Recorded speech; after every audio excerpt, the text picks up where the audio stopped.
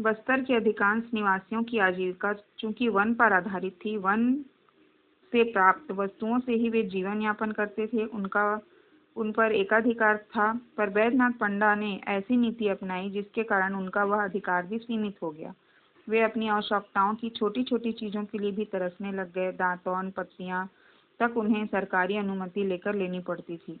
इधर रियासत के अधिकारी और कर्मचारी प्रजाजन से दुर्व्यवहार कर कर उन्हें राजा से मिलने तक नहीं देते थे। व्यापारी, सूदखोर, शराब ठेकेदार आदि लोगों का ये लोग जो थे व्यापारी, सूदखोर और शराब ठेकेदार, वे लोगों का शोषण करने लगे।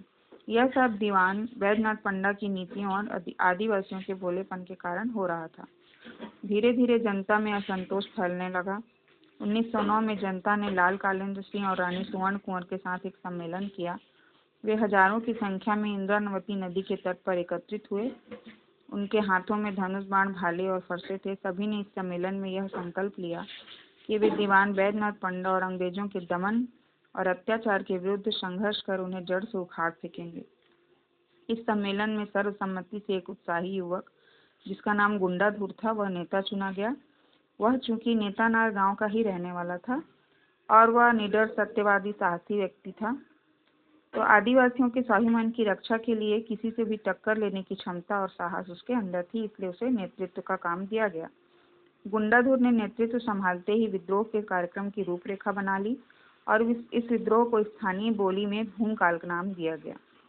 इस विद्रोह का संदेश आम की टहनियों में मिर्च बांधकर गांव-गांव भेजा जाता था। स्थानीय लोग इसे डारामिरी कहते थे।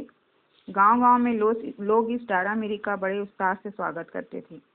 गुंडाधुर की संगठन क्षमता अद्भुत थी। कुछ ही दिनों में हजारों बस्तरवासी इस भूमकाल आंदोलन से जुड़ गए। गुंडाधुर ने अंग्रेजों, शोषकों, व्यापारियों, सूदखोरों, सरकार के पिट्ठू अधिकारियों, कर्मचारियों को सबक सिखाने की रूपरेखा बनाई। गुंडाधुर की योजना के अंतर्गत अंग्रेजों के संचार साधनों को नष्ट करना, सड़कों पर बाधाएं खड़ी करना, थानों एवं अन्य सरकारी कार्यालयों को लूटना और उनमें आग लगाना, ये सब शामिल था।